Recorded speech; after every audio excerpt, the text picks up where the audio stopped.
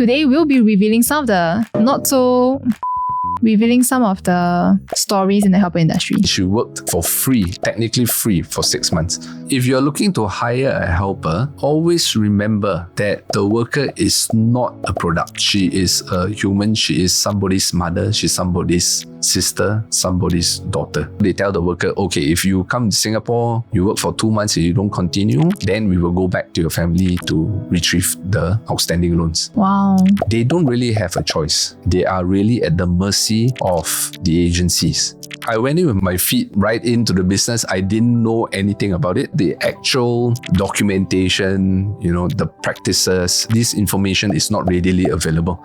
What was some of the things that you were surprised about in the maid agency industry? I was surprised mainly from the placement fees. Nobody wants to work for free for 6 months. Definitely the amount that we collect is much lower, but that was our founding principle, right? Yeah. That's why I started this business. It's in our benefit as well. We try to create win-win. You might be missing out on a very suitable worker just because she doesn't have a referral or recommendation letter. What are some tips that you have when it comes to an employer finding a new helper? Let's talk about the hiring, right? Because it seems like the challenge here is to find the right domestic worker to emplace in the homes as well. Yeah. Right. So what are some tips that you have when it comes to an employer finding a new helper? Okay. So for us, we put a lot of emphasis on communication and language, right? I think the worker not understanding the instruction is a huge challenge. Regardless of any work environment, if you don't understand the instructions, how are you expected to carry out the instructions correctly, right? So every time when we arrange an interview, we encourage the employees to speak with the applicant, right? Not only listen to what she is saying, but how she's saying and whether she understands the question, right? So from there, you can have a rough gauge of her language skills, right? So another thing we will also advise is to ask open-ended questions. Don't ask a yes or no because if you're going to ask, can you cook? Then she'll say, yes, I can cook. But what kind of dishes is she talking about? Is her cooking similar to your standard of cooking, right? So I'll rather employees ask, are you able to cook? Yes. Okay. Name me some dishes you can cook. For example, if the worker says, I can cook nasi lemak. Great. Tell me, what are the steps? What ingredients do you need? From there, then you have a very good gauge whether she really knows how to cook or not. Right. So for example, if you're a parent of a newborn, ask questions. What happens or how do you test the temperature of the water? That would be then suitable for the newborn to take a bath. Or what would you do if my child cries, right? If she's at the age that she cannot vocalize the troubles that she's facing, right? So you're just basing it on her cries. What can you do? What are the steps you can take, right? So these are things then you will demonstrate whether the worker has the experience and she has the know-how, right? So open-ended questions. Right. Curious, right? Because you mentioned they come from a few different countries. Yeah. So is there a preference over which country is more suitable for which family profile? I won't say there is any particular country that is better for certain jobs, but these are things that in the industry that, for example, for Filipinos, they tend to be hired to look after babies and children, right? And then for elderlies, if you need your parent or grandparent is immobile, they tend to hire Indonesians and perhaps Myanmar. Myanmar, I would say that it's a mix of young children and elderly as well. Right. So there isn't one particular country that is better than the other. I would say it's more of personality and attitude towards the job responsibility. Yeah. What other questions can you ask them to gauge if they are suitable? Most important is that you speak to them, you understand, how they communicate, and then of course the open-ended questions. This I think would be the main criteria that you ask them. You can also ask them their past experience with looking after a newborn or elderly. Yeah. So typically, especially families that are a little more, they need a little more help, right? Because there's a new family member or there's elderly to care. Do you recommend that they go for the more experienced ones? And if yes, right, would it be significantly more expensive or how does it work? Okay, yeah, definitely. If if you are a new parent, it's exciting and stressful times, right? Because you don't know how to look after because it's your first child. I would always recommend getting someone who's a bit more experienced, who has some knowledge and experience looking after a newborn. So at least it can help you, resolve some of the anxiety you might have because she'll come in, she'll know what to do in that sense. Is this skill set widely available? Typically? It depends. Again, it depends, right? You would see more options or more candidates coming from overseas, right? Because Singapore, there is a time frame for the transfer workers to find an employer, right? And then, of course, not everybody is available to transfer. So you are dealing with a smaller pool of candidates. Yeah. Right. So I would say hiring from overseas, you tend to have a bit more options in terms of candidates to suit your needs better. I see. Yeah. So will the pricing be any different?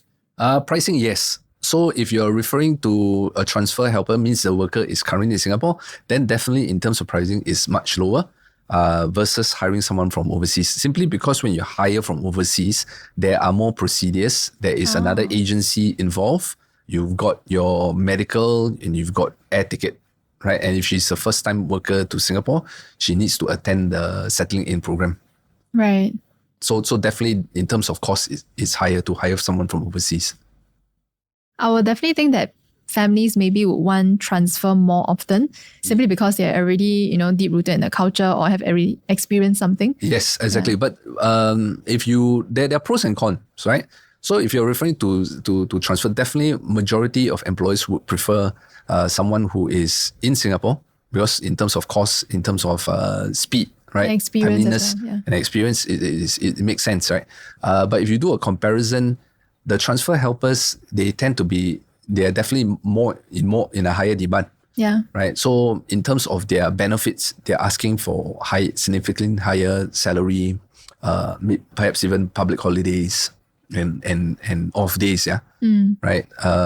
And the good transfer helpers, they tend to have their pick of employers. Yeah. So you're in competition with that. Versus if let's say you're hiring someone from Philippines with a very good or very similar experience employment record with someone who's in Singapore, a transfer help candidate, you're talking about maybe about $150 to $200 difference in terms of salary, right? So if you take that into perspective, assuming the worker completes 2 years contract, that's 24 months. Yeah. A difference of let's say $200, you're talking about $4,800, right? So if you do that kind of comparison, it's actually cheaper, right? But of course you won't know whether the worker will work out for at least 2 years. I see. Yeah. What other tips that you have for finding a new helper? Okay, so I would always say my preference is to hire someone who has worked in Singapore before. Okay. Right? Because you remove the uncertainty of whether the worker is able to adapt to the Singapore culture, working in a totally new environment, homesick. You tend to remove that. Not only that, you would also be able to access the employment record of the worker. So you can log on to the MOM website, key in her details, and MOM would then provide information about her past employment in Singapore. And I think that is very useful for employers.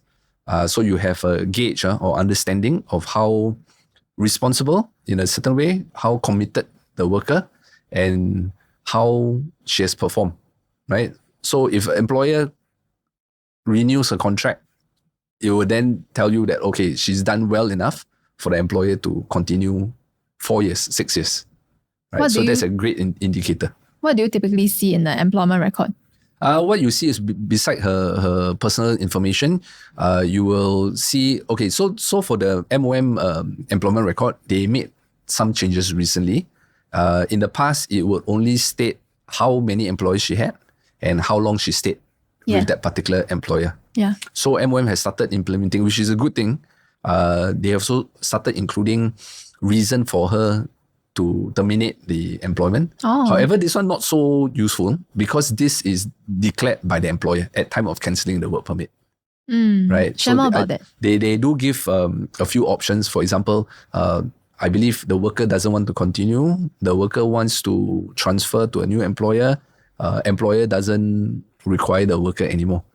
Right? So the employer cancelling a work permit can just choose any. There's no significance towards it. Yeah. It's just a record, right? Besides that, the new record also shows how many family members, what were her duties with that family. That's very detailed. Again, this one is, I would say, a hit and miss, because ultimately these are all self-declared by the employer at time of putting in the application. Right? But at least there is additional information. Certain things that I think is useful will be the type of housing. So you have an understanding, okay, she has worked in a landed house. If I stay in a landed house, okay, landed house or HDB. So you know what kind of environment she was working in. I see. So based on that, right, any other ways we can gauge whether a worker is suitable or not? Whether they are good or bad. Because you mentioned transfer is the best, right? Yeah. So how do we know I won't say transfer is the best. Transfer has its advantages because you tend to have a shorter application waiting period. You can meet the person face to face. Right. Yeah. Yeah. So are there any ways that we can find out more about this worker's past employment history? You can request for a recommendation, a referral letter from her past employers. But I would say with a caveat, right? So in the domestic workers industry, it's not common. Unlike corporate world, where it's very common to get a referral letter from your superior or your supervisor or your boss. That is quite common practice, I believe. For domestic workers, not so much, right? So once they leave employment, they just leave. They don't ask for a recommendation or referral letter. Right. So that's one. So you tend to have some employers who are very familiar with the corporate world and they ask, oh, I need a worker with a recommendation or reference letter. Right. Good to ask. Right. But I will also, like I mentioned earlier, a caveat is that this letter may not be truthful. Why? You have to understand the implications for the employer. Okay. Right. So when you hire a worker in Singapore, you are fully responsible for the worker. Okay. Okay? That means that includes the cost of repatriation. All right? So sometimes the employer wants the worker to leave. They don't want her to cause drama or trouble. They'll say, okay, you go, I'll let you transfer. I'll write you a beautiful recommendation or referral letter. Right, so that's why I don't place much emphasis or importance for reference letters for current employers. If the worker is able to produce a reference letter from previous employers, then I would say that will be a lot more useful because then you don't have a conflict of interest. So it's a difference between are you getting a referral letter from the previous employer or the current employer waiting to transfer them out? Exactly. Because they don't want to pay the repatriation cost. Exactly. Right? I mean, there could be a multitude of reasons why, but then you have to ask, what, again, conflict of interest, are they trying to get rid of the worker? Right? Yeah. So it's interesting to share that because for current employers, mostly only the bad ones might get a good and beautiful referral. I won't say that. So it's hard to judge. But I'm just saying that you have to, as an employer, you must be aware of such. I think I recently saw it on Facebook. One of the employees was saying, oh, I got a beautiful recommendation from her current employer. They said that they were relocating and all. And then it turned out that the worker was terrible. She did lots of bad stuff. Yeah. So I was thinking, oh, that is very, very common, I would say, with referral letters. So tip is get from previous. Yeah, but then again, you have to understand that a lot of time they don't ask. Yeah. Right. So it could be a challenge. Yeah. Right. So my advice to employers, because if I were to share this with employees who reach out to us, they might feel that, just because you can't get a reference letter or she doesn't have, you're giving me all these reasons and excuses. But we don't. Right. Because ultimately, we want the relationship to work out. It's in our benefit as well. Yeah. Right? We try to create win-win. So we do advise that some of the workers, you might be missing out on a very suitable worker just because she doesn't have a referral or recommendation letter. So the best gauge is look at the employment record. Yes, I would say that. Look at proper hiring techniques like asking open-ended questions, testing communication. Yes. And lastly, if they have a referral letter, that's great, but take it lighthearted. Yes. Take it with a pinch of salt. Exactly. Understand. That's great. Are there any other thoughts that you have regarding choosing the right person in the house? Yeah, this is definitely a challenge, right? But what I always tell employers, always hire for attitude, train for skills, right? Because ultimately, if the worker has great attitude, but it's hard to judge through a short interview, but definitely if she comes across as someone who's willing to learn, she has a positive attitude, then definitely training, she should be open and should be receptive to training. And that's ultimately what you want, rather than hire someone who has the skills, but attitude and character-wise not so good, you know? Yeah. What are some questions that you can ask to test for the attitude? Yeah, you can ask like, okay, for example, if she shares with you, this is what my employer does and all that. So then you can share with her, what if I want you to do it this way? Are you willing to change? Then from there, you can judge or you give her an example of how you like things to be done. Then you can, from the interview or how she responds to you, you can have a sense of what she really is feeling. So I always like to ask questions that put them on the spot. So that sort of like reveals more of their true intentions or feelings. Yeah. What do you do when you come across a worker that has been with you for many years, but they make grave mistakes that cannot be taken back? For example, I heard about accident pregnancy cases or where they bring another person to the house, things like that. How do you deal with such cases? Thankfully, we don't deal with it. It's more the employers, but we provide them ultimately when we call this a post-placement service. We always provide solutions, options to our employers for them to decide which will be most suitable. But of course, we don't violate any regulations, right? So in terms of pregnancy, we follow the requirements of MOM.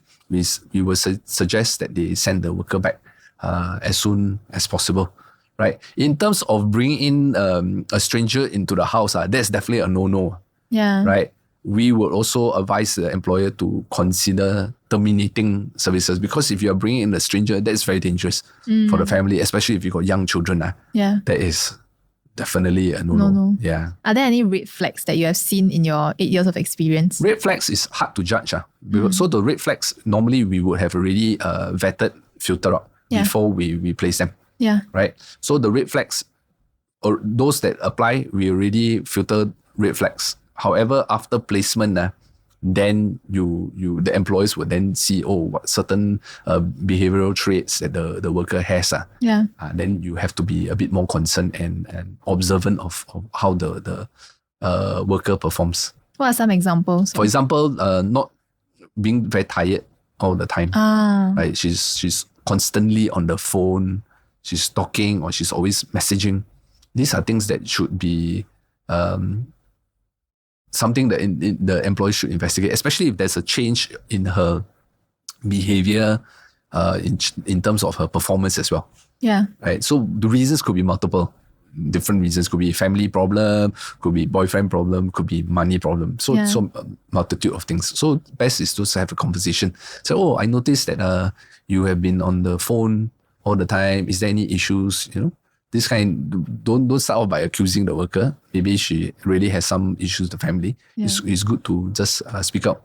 But some employers don't want to cross the line between personal and work, which is understandable. But just observe, just make sure she's not getting into trouble. I see. Yeah. Thanks for sharing about the entire landscape and how things work. I think the question to you will be, in your 8 years of experience, I'm sure running a business has its ups and downs as well. Yeah. Right? Could you share, we heard about your mission and what kept you through, right? But what are some of your down moments? In terms of running the agencies, I think the most challenging so far would have been during COVID, right? So as most of us know, no travel was allowed during COVID. So that's a huge concern for the industry as a whole, right? So MOM stopped the workers from entering Singapore. So when workers can't come in, no one can hire new helpers. Yeah. And those that are already in Singapore, the employers tend to hold on to them. So it's sort of like a stagnant environment at that time. There was no in, there was no out. So that was a huge challenge. In terms of placement numbers, it suffered quite a fair bit. How bad was it if you were to I would share? say it dropped to about maybe less than 50%. Wow. Right? So that was really challenging. And then you had a case where those workers that were already in Singapore, of course, it's a great opportunity for them. Then we saw that a lot of them were asking for like $1,000 salary. Black market. So, I mean, it's supply and demand, right? So fair game to them, right? The opportunity presented itself. There were employers willing to pay, and that happened. So there were not many workers available because a lot of employers were also hanging on to the workers. They didn't want to release them. Yeah. So that was a huge challenge. Thankfully, I would have to say the Singapore government, together with the Association of Employment Agencies, which I'm a member of, put in a lot of effort to have an avenue for the workers to come back to Singapore. But they were not easy, right? Yeah. So during COVID, rules kept changing, right? From day to day. It was a daily activity for us, to just say, any new updates from MOM, ICA, right? So we had to adapt. We were always on our feet. One of my employees just to share, during the COVID, took 7 months to bring in his worker. 7 months? Yeah, 7 months. Oh my gosh. Typically, right now, if you were to hire someone from Philippines, 1.5 months, 2 months at most. He waited 7 months. That was the challenge back then. How do you felt? For him. For me, it was anxious, because we had customers, employees waiting for their workers to come in, and they were constantly asking, hey, what's happening? Why is my worker not here? But thankfully, most of the employees that we were working with were very understanding of the situation. It's a day-to-day touch-and-go basis. Yeah. Right? But it's just, challenging, 7 months for worker to come in. And I suppose you probably had a pay cut for yourself as well. Oh, definitely. Revenues dropped by more than 50%. Definitely impacted our bottom line as well. Yeah. Yeah, but I managed to push through, thankfully. How do you manage to cope during those periods? We were very... Okay, so the thing is that when we brought in workers, actually our fees increased, right? Not that we are taking advantage of the situation, but the cost of providing the additional requirements from MOM and the overseas government increased quite significantly. Yeah. So that's what we do. But we just buckled down, tighten the budget, but tighten the belt, watch our budget and be very careful with our expenditure. Right? Yeah. So today it's probably 8 years already, right? Not today lah. Yeah. I don't mean today, but yeah. But based on, if you were to rewind time, right, and have a chat with your younger self before you started the business, what is the advice you would say to that person? I think not only to younger self, but a lot of people who are not industry, it's a lot harder than it seems. It's a lot of work. There's a lot of things that you need to consider. And this industry is a human, a people's industry. We're not talking about a specific product, right? So many things can and will go wrong. Right, so I would tell my younger self, or anybody who's planning to come in the industry, just be prepared. That is unlike any industry I know of. Right, the challenges are quite unique. Yeah. What was one challenge that really shocked you? I won't say a particular challenge, but because employers, every employer is unique in terms of their lifestyle, their requirements, and the worker is also unique. So once you have, for every hiring, some things are similar, but they are never the same, right? So when things are not similar or are out of the norm, there are opportunities for misalignment, right? So I would say that. The best I would say is that the employers and the workers and the agency have the right intention, right? For example, for employers, they have to have the understanding that no one is perfect. They have to give and take. You concentrate on the things that you prioritize, things that are important to you. Yeah.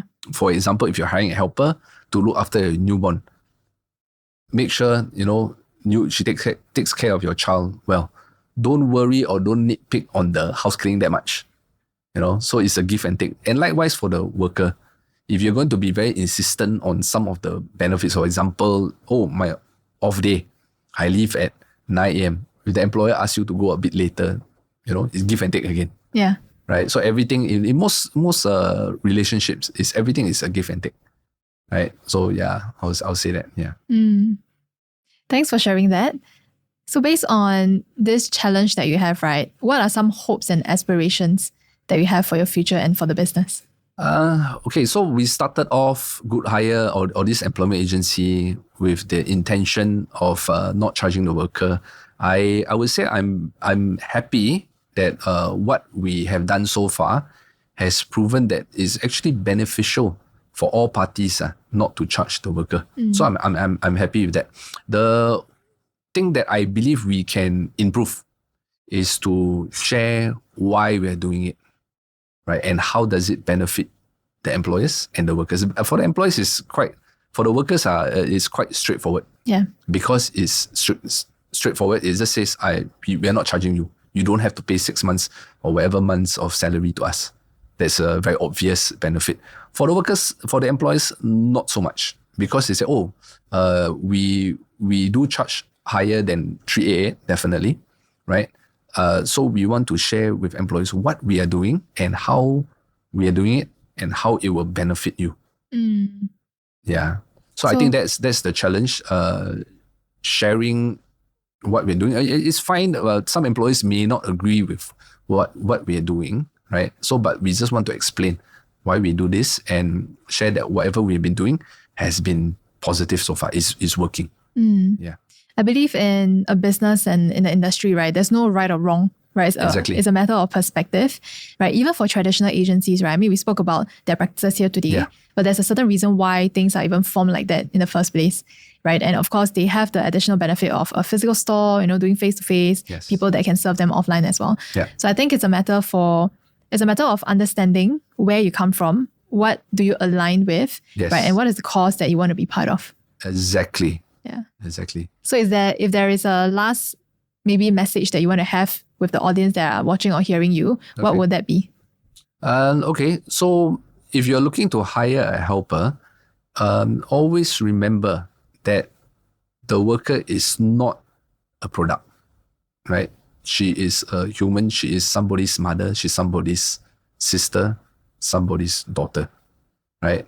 So I see a lot of employees, they become a commodity, right? But how so? Yeah, they'll compare like, this one no good. She's too fat. She's too short. It becomes very. But what I'm saying, again, like you said, there's no right wrong. But what I'm saying is that is a human, right? Judge her on her skills. Judge her on her what she can offer rather than being superficial. But also understand that she has emotions. She has her own feelings, So just be kind, and I think if the first step is to be kind to the worker and then understand her, then I'm sure if the worker is good, she has good intentions, of good character, then she will be a good worker for the family as well. Yeah. All right. Thank you everyone for watching today's episode of this podcast. This is Jude from Goodhire. We also have the link below. So if you want to inquire more about his services, please click on link below and check out more of it. Okay, thank you. Do we wave to the camera?